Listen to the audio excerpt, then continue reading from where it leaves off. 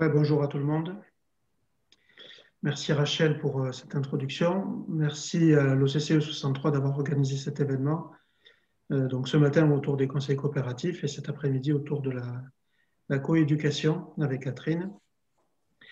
Est-ce que Rachel pouvait me donner l'autorisation de partager mon écran? Donc, ce qui est prévu pour ce matin, c'est donc je vais vous donner quelques informations rapides sur les conseils, mais surtout la pratique des conseils coopératifs d'élèves, ça soulève des questions à caractère pédagogique et éthique. Et donc, on va organiser du travail en groupe pour susciter de la controverse par rapport à ça.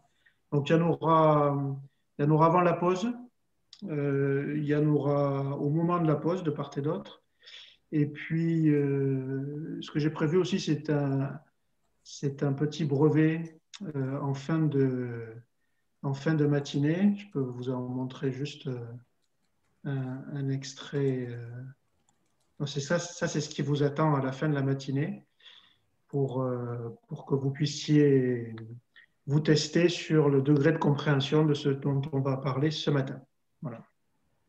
Donc, n'hésitez pas à utiliser le chat. Moi, ça ne me gêne absolument pas, au contraire, j'aime bien ça quand on m'interrompt pour que ça puisse créer de l'interactivité. Et puis voilà, tout va bien se passer.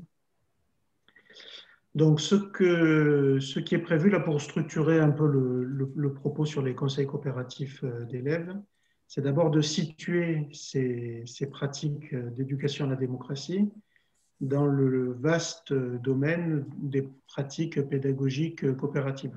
Voilà. Et ensuite, on verra d'où ça vient. Alors, vous allez voir que ce n'est pas très féminin, hein, je m'excuse par avance.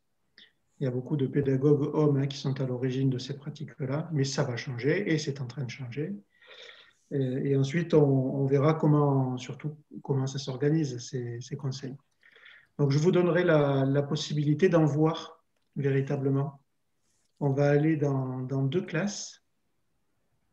Une classe au Québec, dans la fameuse classe de Daniel Jasmin, qui a écrit un livre superbe là qui s'appelle Le Conseil de coopération et qui a beaucoup influencé les pratiques des conseils d'enfants en France aujourd'hui.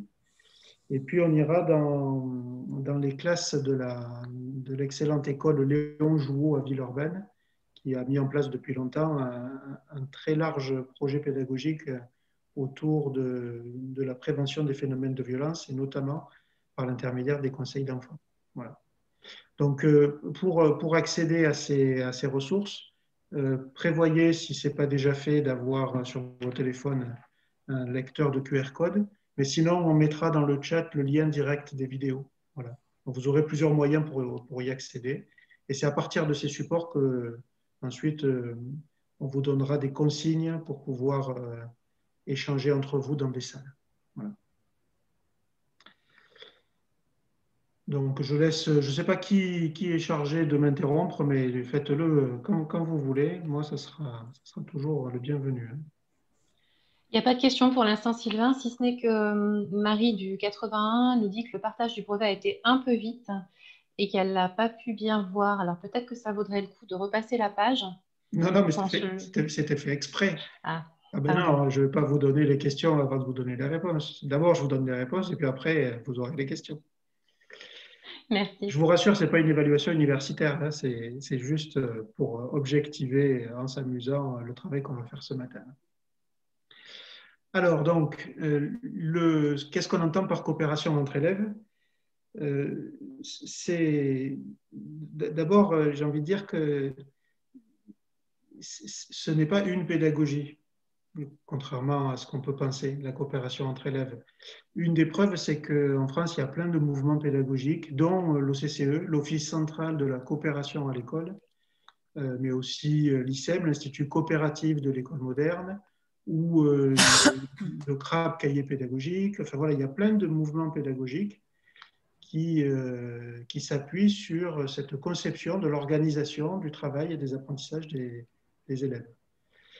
Alors, ce n'est pas une pédagogie même s'il y a des pédagogies qui s'affirment plus que ça, je m'aperçois de plus en plus que toutes les pédagogies s'appuient sur des pratiques coopératives, y compris celles qui, même historiquement, ne le valorisaient pas. Je pense notamment à la pédagogie Montessori, qui place surtout en avant l'autonomie plutôt que la dimension sociale des situations scolaires.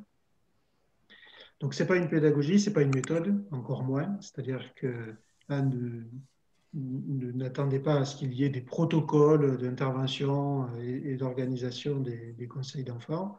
C'est plus l'organisation de conditions qui viseraient à améliorer les apprentissages et l'épanouissement des enfants. Il n'y a pas de technique particulière, il y a quelques outils des fois, mais ce sont des outils qui sont souvent à la marge. L'essentiel qui se cache derrière les pratiques coopératives, c'est une intention d'activer la dimension sociale de l'apprentissage et de tendre vers le développement d'habiletés liées au sentiment d'appartenance à des collectifs. Voilà. Et là, il y a un peu un pari à caractère politique, dans le sens où on voit bien qu'il y a une forme de délitement du lien social dans les appartenances aux associations, ou dans l'engagement politique, ou dans la vie de la cité. Mais ce n'est pas parce qu'il y a ce délitement qu'on peut observer que toute socialité a disparu. Voilà. Ce qui fait que l'on est humain, chacun d'entre nous, c'est d'abord le fait d'être en situation de relation. Voilà. Donc, quelle que soit l'avancée d'un systématique ultralibéralisme, de toute manière, le fait d'être humain garantit des formes de coopération entre adultes et donc entre enfants. Alors, entre enfants et à l'école, qu'est-ce qu'on entend par coopération? C'est quelque chose de très large. Ça serait l'ensemble des situations où des élèves sont amenés à travailler, à produire ou à apprendre avec d'autres élèves. Voilà. Et donc, ces situations-là, elles ont été identifiées, notamment par un collègue là, de l'Université de Rennes, Nicolas Gau, comme étant la source de désir, de générosité réciproque. Voilà. Et donc, le principe des pratiques coopératives à l'école, c'est de donner la possibilité aux enfants d'arriver à atteindre des buts qui leur sont impossibles individuellement. Voilà. C'est parce qu'on n'y arrive pas tout seul, parce que c'est difficile tout seul, ou parce que c'est rébarbatif tout seul, que la coopération trouve son intérêt. Voilà. Alors, il y a peut-être un micro à désactiver. Hop, ça y est, je vais désactiver. Dans les classes où les élèves sont obligés à coopérer, ce qui est un problème, hein, dans les classes où les élèves sont obligés à coopérer, il y en a un certain nombre qui rouspètent et qui disent « moi, j'aurais préféré le faire tout seul parce que je me sens capable de le faire tout seul ». Voilà. Donc c'est quelque chose d'extrêmement large, les pratiques de coopération, et à la limite même, moi je m'aperçois que plus on creuse ces questions de coopération, moins on devrait parler de coopération quand on décrit des situations pédagogiques, parce que ça correspond à des réalités profondément différentes. Alors, pour faire un peu une trace de cette diversité, peut-être vous avez déjà vu passer ça, hein. Ça fait quelques années que j'utilise ce double axe qui permet justement de présenter différents dispositifs. Alors, sur l'axe horizontal, c'est la consigne. Alors, quand ce sont des élèves qui décident de coopérer, c'est eux qui prennent l'initiative. Donc, on a appelé ça une situation informelle. Alors que lorsque la consigne de coopérer est donnée par un enseignant, un adulte, on a appelé ça une situation formelle. Voilà. Donc ça, c'est l'axe horizontal. Et l'axe vertical, c'est celui du rapport au savoir. Donc, lorsque les élèves sont en lien de parité, c'est-à-dire qu'il n'y en a pas un tout seul qui connaît la réponse au problème qui se présente à eux, on appelle ça une relation symétrique, ou paritaire, hein, comme vous voulez, c'est pareil. Et lorsque un élève est sollicité par un camarade, justement parce qu'il est censé connaître quelque chose qui peut rendre service, on appelait ça une relation dissymétrique. Voilà. Et donc, avec un tel cadre-là, on peut placer plein de pratiques. Alors, je ne les détaille pas toutes, hein, parce qu'on n'est pas là pour ça ce matin, mais ça va permettre de situer les conseils coopératifs. Voilà. Donc, il y a les pratiques d'aide, qui sont les plus courantes, hein. Même dans les classes où c'est interdit, les élèves cèdent, hein. Donc ça, on en trouve un peu partout. Ce qui est un peu particulier sur l'aide, c'est que très souvent, ça c'est notre héritage pédagogique français, hein. On impose l'aide aux élèves, alors qu'on s'est aperçu qu'il vaut mieux que ce soit les élèves qui reconnaissent être coincés, qui fassent la démarche de demander de l'aide, pour éviter tous les phénomènes dits d'étiquetage stigmatisant, qui renforceraient le sentiment d'incompétence. Il y a les pratiques d'entraide, où des élèves décident de se mettre à plusieurs parce que tout seul, soit c'est trop pénible, ils s'ennuient trop, soit ils n'y arrivent pas. Là, c'est le principe de l'union fait la force. Alors, on verra tout à l'heure, hein, l'union ne fait pas toujours la force, hein, mais au moins, ça donne plus de chances de pouvoir y arriver seul. Ensuite, il y a les pratiques de tutorat, qui sont des formes beaucoup plus institutionnalisées, hein, de l'aide, avec une formation préalable des élèves, avec des désignations de statut, avec un cadre contenant. Voilà. Les marchés de connaissances, on appelle aussi ça souvent les réseaux d'échange réciproques de savoir, à l'initiative d'un couple d'enseignants et d'un mouvement maintenant, hein, qui s'appelle Claire et Marc Hébert-Suffren, et qui ont créé donc une énorme dynamique autour justement du partage de savoir. On appelle ça un marché de connaissances parce que ça s'organise un peu comme un marché de fruits et de légumes, sauf que les enfants, individuellement, ils tiennent un stand où ils expliquent à d'autres quelque chose qu'ils connaissent et qu'ils maîtrisent. Après, il y a cet ensemble-là, qui est un ensemble polymorphe, le travail en groupe, qui sert à susciter des désaccords, donc à créer le besoin d'apprendre quelque chose de nouveau, le travail en atelier, qui souvent se fait autour de matériel ou d'une consigne particulière, qui est intéressant en coopération pour activer ce que Albert Bandura appelait l'effet vicariant, c'est-à-dire c'est un phénomène cognitif extrêmement puissant qui consiste à apprendre quelque chose par un double processus. On observe quelqu'un en train de faire et ensuite on le copie, on l'imite. Voilà. Et dans une classe où il y a la coopération, les phénomènes de comparaison sociale ou d'imitation mutuelle donne une place importante justement à cet effet vicariat. Puis le travail en équipe, c'est ce qui est attaché aux démarches de projet. Donc Philippe Ernoult, il expliquait bien, hein, la grosse vigilance sur les démarches de projet, c'est d'éviter que les élèves soient placés en situation d'exécutant d'un projet de l'adulte. Voilà. Donc dans les pédagogies de projet, le principe c'est qu'au bout d'un moment, pas au début, hein, mais au bout d'un moment, ce soit les enfants ou les adolescents qui prennent l'initiative et qui prennent la main, et donc qui fassent vivre leur projet. Donc, ils ont la possibilité soit d'être tout seuls, ils font un projet personnel, soit d'être à plusieurs. Et c'est ça qu'on appelle du travail en équipe. Voilà. Donc, c'est extrêmement intéressant parce que, contrairement au travail en groupe, où là, le but, c'est de ne pas être d'accord, là, le but d'un travail en équipe, c'est d'essayer d'être d'accord. Et ce n'est pas évident. Voilà. Pas évident. Et c'est comme ça qu'on développe des compétences, hein. Ensuite, dans ces formes-là de coopération formelle et symétrique, on trouve aussi l'ensemble des pratiques de discussion démocratique. Donc, celle qui peut-être est la plus connue, ce sont les discussions à visée philosophique, à l'initiative au niveau mondial de Matthew Lipman et en France principalement de Michel Tozzi. On trouve aussi les débats d'interprétation littéraire autour de l'utilisation d'albums de jeunesse pour essayer de permettre aux enfants de rentrer dans les inférences. On peut aussi mettre dans les discussions démocratiques quelque chose qui est beaucoup utilisé en didactique des sciences, qui sont les débats scientifiques, voilà, qui participent par exemple à se poser des questions de caractère bioéthique ou autre.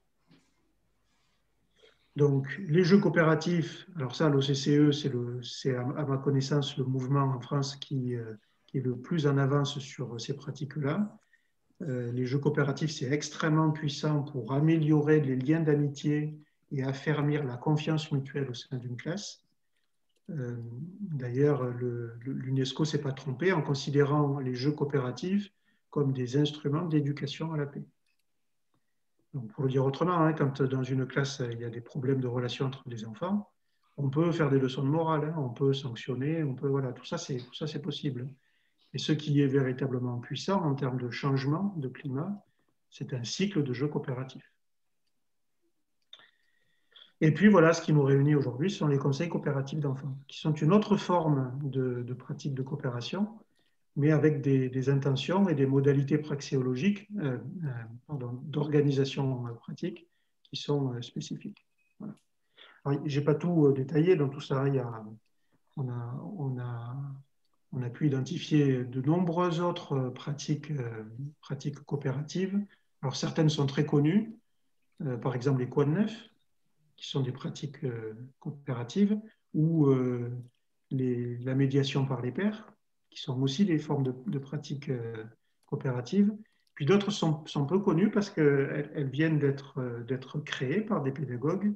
Je pense notamment au dispositif enfant conférencier, qui consiste à ce que, en lien avec des musées, un cycle de conférences coopératives soit organisé.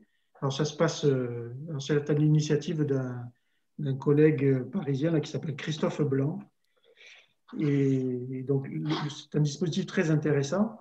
En début d'année, en lien avec les guides du musée, une classe fait la visite. Et juste après, la deuxième classe a pour guide les enfants qui ont suivi la première visite et qui deviennent eux-mêmes conférenciers. Voilà. On est véritablement dans de la coopération, une coopération qui se rapproche beaucoup de ce que le mouvement Freinet appelle les conférences d'enfants, sauf que ça se fait en contexte muséal. Donc voilà, bon, je ne détaille pas plus, mais il existe énormément de pratiques de coopération. Alors souvent, on me demande est-ce que c'est efficace, voilà, la coopération.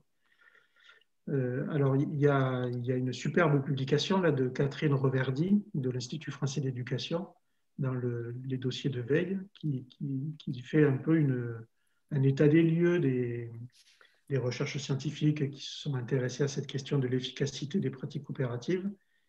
Et alors celle qui est la plus connue, c'est une méta-analyse, celle des frères Robert et Roger Johnson, qui ont fait une synthèse de plusieurs dizaines de recherches qui se sont intéressées justement à l'efficacité des méthodes d'enseignement coopérative en comparaison avec ce qu'ils appellent les méthodes compétitives et les méthodes individuelles.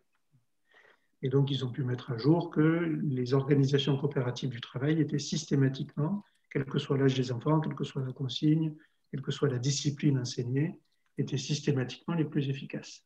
Parce que les élèves apprenaient plus, parce que les élèves, en plus d'apprendre, ils développaient des habiletés prosociales, c'est-à-dire qu'ils apprennent à travailler avec d'autres, parce qu'ils sont plus motivés, et puis parce que le fait de coopérer à l'école, ça demande un engagement humain un peu total, et donc ça participe à la réalisation de soi. Ils appellent ça le développement personnel. Bon, ça a des connotations un peu particulières, mais c'est surtout le fait de se rendre compte que l'on est un être pensant et que les choix que l'on fait ont des conséquences sur qui on devient. Voilà.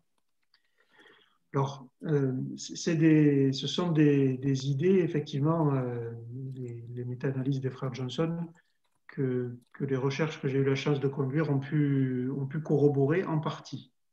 C'est-à-dire qu'on s'est aperçu qu'une organisation coopérative du travail permet de répondre à cette douloureuse question-là de comment on fait pour organiser de la différenciation pédagogique sans que ce soit trop différenciateur pour les élèves les plus vulnérables. Voilà, donc là, on tient une piste qui peut être intéressante en termes de réponse aux alternatives habituelles, c'est-à-dire qu'on attend que des élèves soient en difficulté pour commencer à s'intéresser à eux. La deuxième gros avantage des pratiques de coopération, telles qu'elles sont développées dans le champ de la pédagogie, c'est que effectivement, ça rejoint là la méta-analyse des frères Johnson, hein, C'est qu'en coopérant de manière ordinaire à l'école, les élèves développent en même temps ce qu'on appelle des compétences prosociales, c'est-à-dire des habiletés qui consistent à savoir travailler avec les autres. Par exemple, tout ce qui concerne l'apprentissage de la gestion de ses propres émotions. Voilà. Quand on est en colère contre le comportement de quelqu'un, cette colère peut avoir un effet de contagion émotionnelle et complètement nous inhiber dans l'action. Et donc, apprendre justement à mesurer les effets de ces émotions sur ses propres comportements, c'est quelque chose que permet la coopération au quotidien à l'école. Parce qu'on est confronté à des situations comme ça. Et donc, très jeune, on apprend justement à faire en sorte de ne pas être coincé. Et puis, le troisième avantage qu'on a pu repérer, c'est qu'effectivement, la coopération à l'école, ça évite des grands discours autour des valeurs de la République. C'est-à-dire que tout ce qui, si on prend la devise républicaine, liberté, égalité, fraternité, c'est des choses qui deviennent des évidences dans des classes où il y a de la coopération, parce que des libertés, les enfants en ont plein, les libertés coopératives de parler, de choisir avec qui on veut travailler, de se déplacer, de choisir son matériel, voire de choisir son travail, ce sont des choses qui sont ordinaires, sauf que très rapidement, les enfants apprennent que les espaces de liberté que l'on nous ouvre sont très précieux et qu'ils n'ont pas à empiéter sur les espaces de liberté des autres. L'histoire de l'égalité, c'est en lien avec la prise en compte de la diversité des élèves. C'est-à-dire que la finalité d'une classe où il y a de la coopération, c'est qu'en fin d'année, tous les élèves soient plus grands que ceux qu'ils étaient en début d'année. Alors que je dis ça, ce n'est pas au niveau de la taille, hein. C'est au niveau de l'image qu'ils ont d'eux-mêmes, la confiance d'eux-mêmes, la maîtrise des savoirs scolaires, leur motivation à fournir des efforts pour apprendre. Voilà, c'est de cet ordre-là. Et puis après, il y a tout ce qui concerne la fraternité.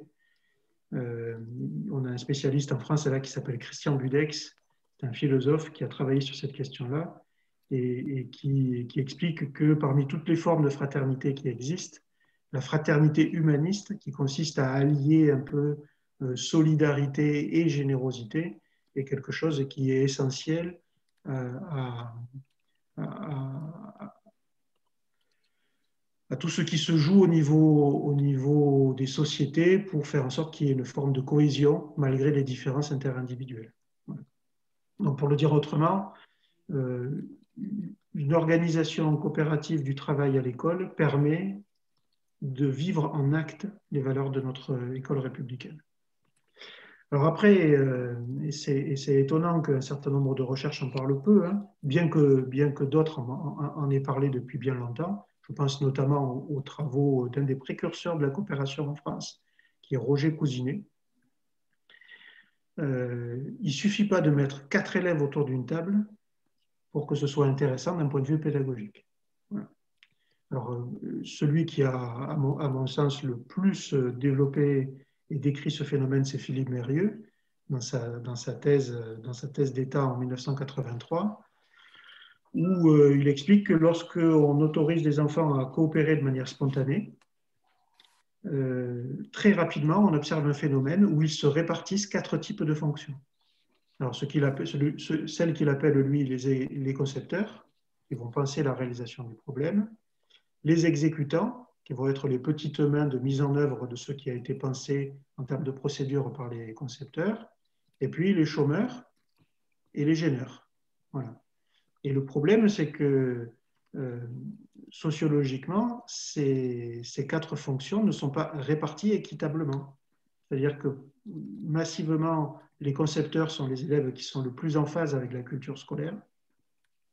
Et massivement, et bien malheureusement, on le voit avec le secteur école d'une association comme ATD Carmonde, les enfants qui sont massivement le plus gêneurs ou chômeurs sont les enfants qui, malheureusement, sont ceux qui souffrent le plus de grande pauvreté. Voilà. Donc là, je suis un peu critique hein, sur les pratiques de coopération, mais sans vigilance particulière ou de manière complètement naïve ou sans formation, une organisation coopérative du travail des élèves peut avoir des effets complètement inverses à ceux qui sont recherchés. Et donc, il existe des classes qui se disent coopératives et qui le sont, de fait, mais qui, là où elle proclame de faire progresser tous les élèves, qui, au final, augmente les écarts entre les élèves les plus connivents avec la culture scolaire et puis les élèves, malheureusement, les plus éloignés. Donc, on a pu, moi j'ai eu la chance d'observer dans les classes, mais j'imagine que chacun d'entre vous, vous avez fait ces constatations, hein, que la coopération ne va pas de soi. Voilà. Alors, moi je l'ai dit autrement, on a pu décrire 4 grandes familles de dérives repérées par la coopération. Et ces dérives-là, elles ne sont pas rédhibitoires, c'est-à-dire que la conclusion, ce n'est pas de dire il ne faut surtout pas faire coopérer les élèves et surtout pas les élèves qui sont issus des familles les plus pauvres. Voilà, ce n'est pas du tout ça. Ces 4 dérives-là, elles donnent des raisons d'être vigilants et précautionneux dans la manière dont on introduit la coopération. Donc la dérive attentionnelle, c'est quand dans la classe, il y a trop de bruit ou trop de déplacements, c'est difficile d'être attentif. La dérive fusionnelle, c'est lorsque les enfants ont peur de ne pas être d'accord avec des copains parce qu'ils ont peur de perdre des copains. Donc le problème, c'est que si on n'est pas d'accord, il n'y a pas de conflit d'idées, donc il n'y a pas d'apprentissage. La dérive productiviste, c'est quand on donne plus d'importance à la coopération qu'aux apprentissages, alors que le plus important, ça reste quand même d'apprendre. La coopération, en tout cas en France, n'est pas un objectif, c'est un moyen. Et puis, la dérive différenciatrice, c'est celle qui consiste à ce que ce soit les élèves les plus dégourdis scolairement qui s'emparent des fonctions coopératives les plus intéressantes. Je peux donner un exemple avec les conseils.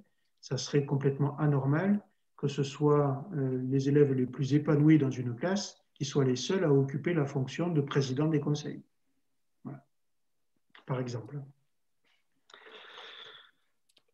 Alors, on va s'intéresser aux conseils. Sauf si, Rachel, il y a des réactions ou des demandes de compléments. Hein.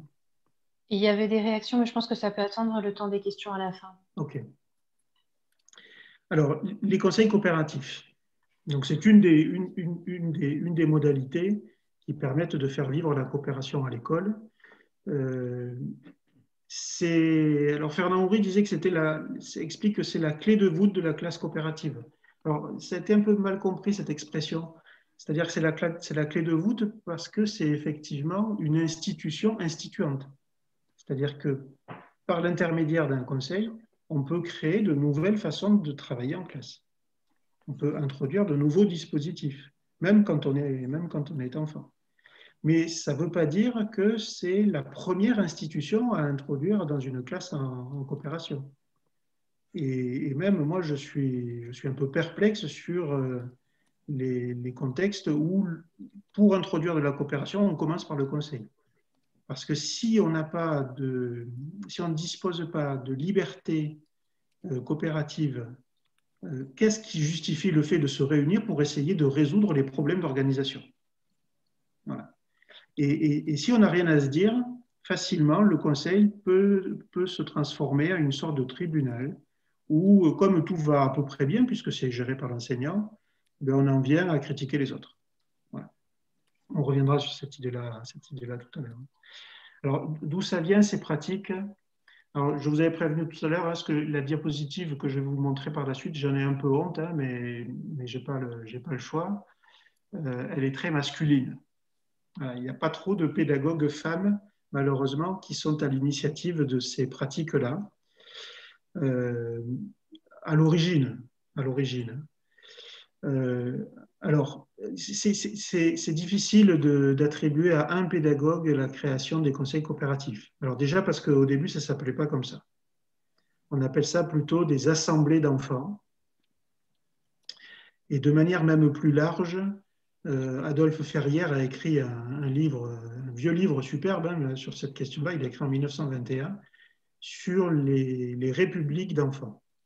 C'est-à-dire c'est en dehors de l'école que quelqu'un comme Anton de Makarenko, ici, avec la colonie de Gorky, ont décidé de donner l'initiative à des enfants pour toutes les décisions qui les concernent, dans la vie de la colonie, dans des contextes de vacances. Donc là, on a des premières pratiques de démocratie directe et participative par des enfants, mais dans des contextes extrascolaires.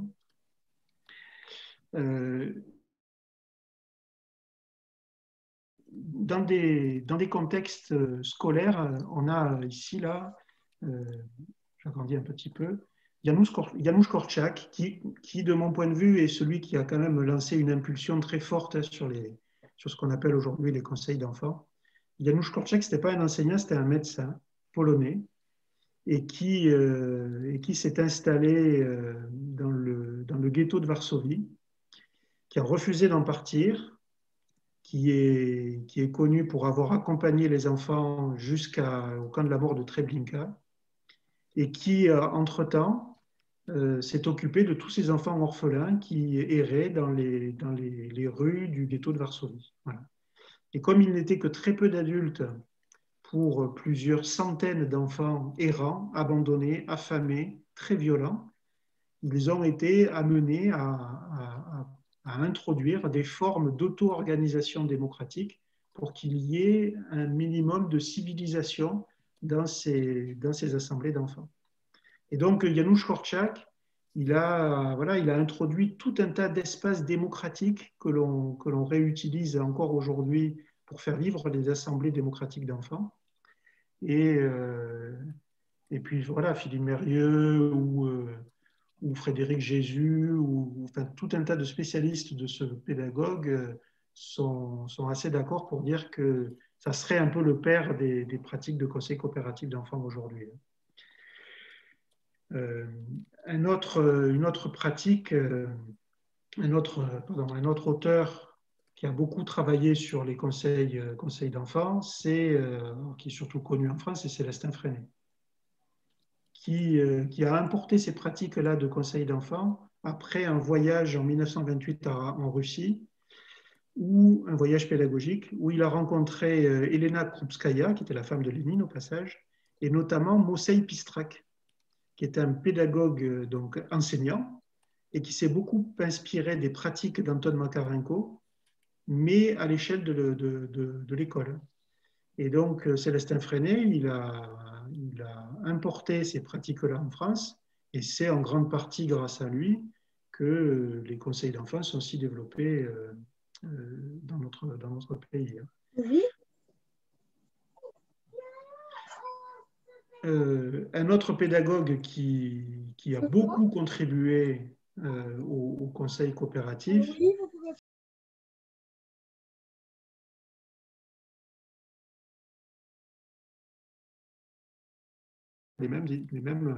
des décisions communes.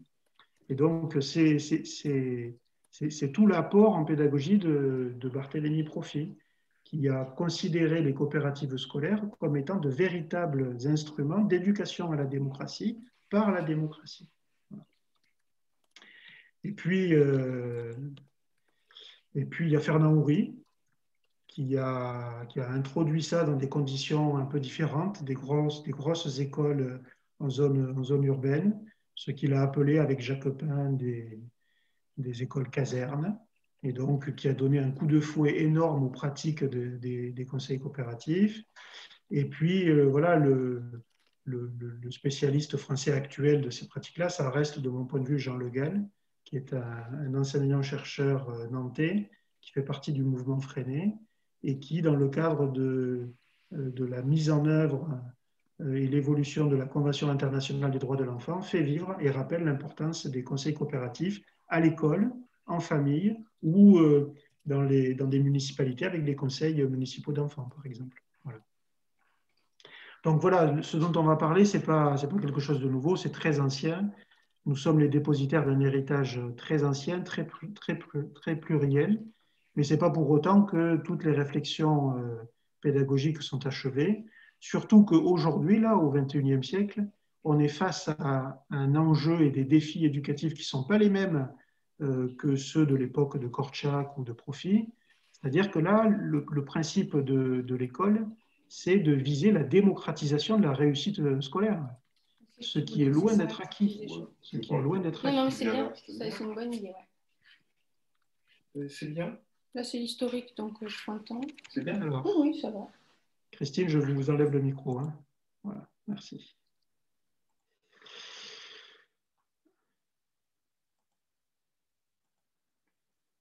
Alors, je vais vous donner je vais vous donner un premier aperçu de ce que ça peut donner en allant dans la classe de Danielle Jasmin.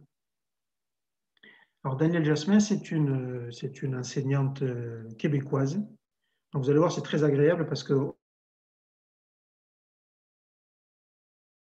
l'accent de nos cousins québécois.